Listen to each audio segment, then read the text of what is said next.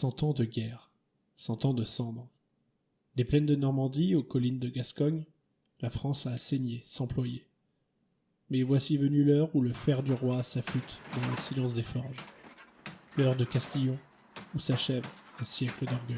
À partir de 1429, après les coups d'arrêt portés à l'invasion anglaise par Jeanne d'Arc, le royaume de France se redresse peu à peu. En effet, l'annonce de la levée du siège d'Orléans, puis le couronnement du roi Charles VII dans la cathédrale de Reims, redonne espoir au sujet du roi. La conquête du royaume est alors amorcée et les Anglais perdent peu à peu pied sur le continent.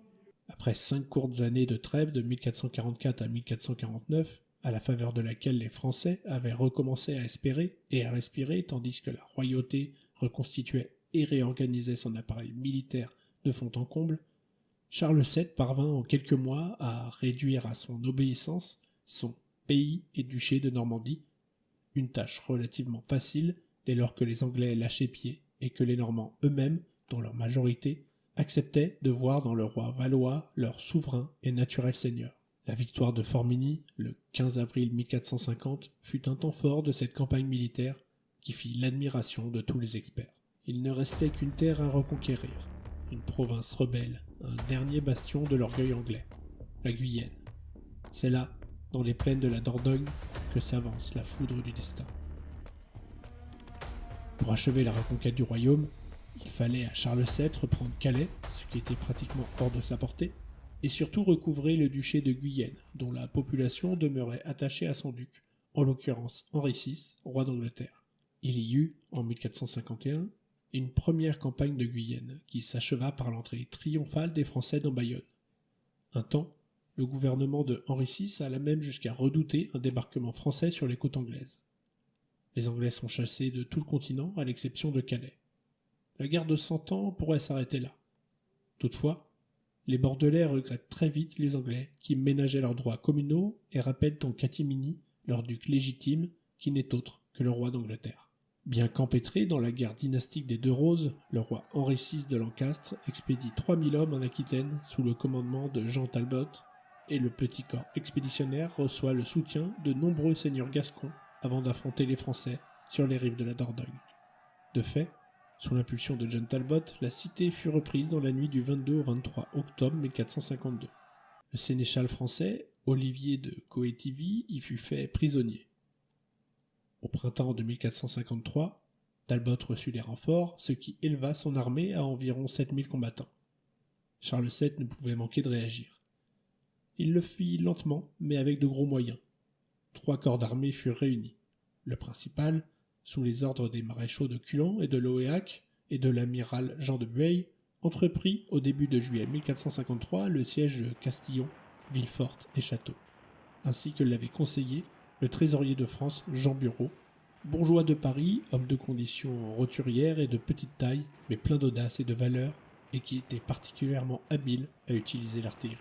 Face à face, 2 visages de la guerre. John Talbot, le vieux lion d'Angleterre, cuirassé d'honneur et de souvenirs, et Jean Bureau, le maître du feu, serviteur du roi et de la poudre. L'un porte le passé, l'autre enfante l'avenir. Si l'artillerie à poudre voit son usage se généraliser dans les guerres de siège en Occident grâce à sa puissance de feu et sa simplicité de mise en œuvre, et ce, dès sa première apparition au siège de Metz en 1324, son utilisation dans une bataille rangée reste rare et le plus souvent inefficace. La raison en incombe principalement à sa très faible cadence de tir et à sa faible manœuvrabilité.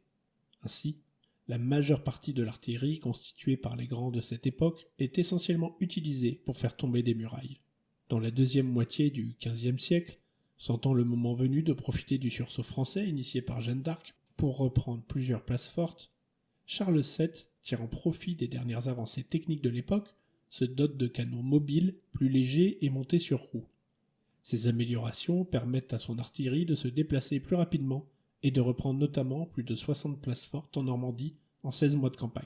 En sus de l'artillerie, à cette date la première d'Europe par sa puissance de feu comme par sa mobilité, les Français disposaient de 1800 lance-fournis, accompagnés donc d'hommes d'armes et d'archers, soit 7200 combattants, issus de cette cavalerie permanente que Charles VII avait instaurée en 1445, et de 800 francs archers, issus de cette milice populaire, mise sur pied en 1448, qui avait déjà fait ses preuves en Normandie.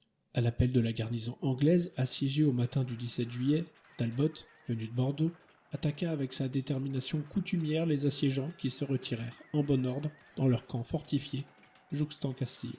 À Castillon, les Français ont bâti un mur de tonnerre. Fossés, palissades, canons baraqués vers la plaine. Une forteresse de feu dans le silence du matin. Là, pour la première fois, la guerre n'a plus besoin de chevaliers, mais d'ingénieurs.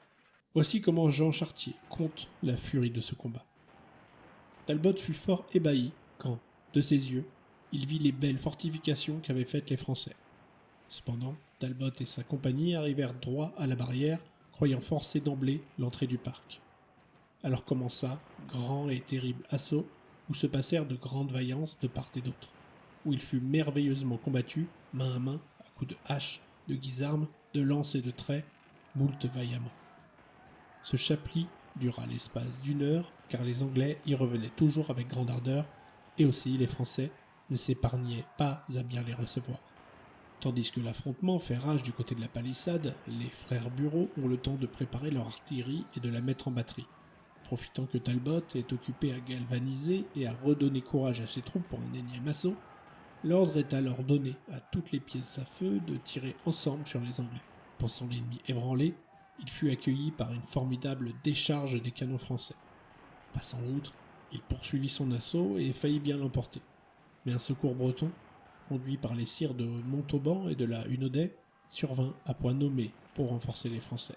Talbot, impatient, croit surprendre des fuyards. Il lance ses hommes au galop, mais la poussière qu'il soulève est celle de son tombeau. Ragaillardi, les Français sortirent du camp, bousculèrent l'adversaire et Talbot, ayant en vain demandé à être pris à rançon, fut tué par un archer français qui lui bâilla d'une épée parmi le fondement, tellement qu'il vida parmi la gorge. La panique s'empara des Anglais, certains gagnèrent Saint-Émilion, d'autres se réfugièrent dans Castillon, qui se rendit dès le 19 juillet. Talbot tombe, l'épée à la main. Autour de lui, les siens se dispersent, emportant le souvenir d'un âge qui s'achève. Il meurt comme un chevalier, mais le temps des chevaliers est mort avec lui. Le lendemain de la bataille, le héros de Talbot vint identifier le cadavre de son maître grâce à l'absence d'une molaire du côté gauche de sa mâchoire. Talbot fut enterré sur place, mais 40 ans plus tard, l'un de ses fils fit exhumer ses restes et les ramena en Angleterre. Une pièce de l'armure du vieux chef, on lui attribuait couramment 80 ans, en fait il n'était que sexagénaire, fut envoyée à Charles VII qui, sortant de sa réserve ordinaire, eut ce mot. Dieu fasse merci au bon chevalier. La campagne se poursuivit. La reddition de Bordeaux intervint le 19 octobre 1453. Quand le soleil se lève sur Castillon, les lys d'or flottent à nouveau sur la terre de Guyenne. La guerre de 100 ans s'éteint, non dans un traité, mais dans un tonnerre. Castillon n'est pas seulement la fin d'une guerre, c'est la naissance d'un monde. Dans la boue de la Dordogne, la France a cessé de survivre, elle s'est mise à régner. Commencée en 1337, plusieurs fois interrompue tout en ayant conservé son unité fondamentale, à la fois militaire, diplomatique et humaine, la guerre de 100 ans, qui mit aux prises les rois et les royaumes de France et d'Angleterre, est censée s'être pratiquement achevée, en l'absence de tout traité de paix, par la défaite du valeureux John Talbot, comte de Shrewsbury, le 17 juillet 1453, lors de la bataille de Castillon.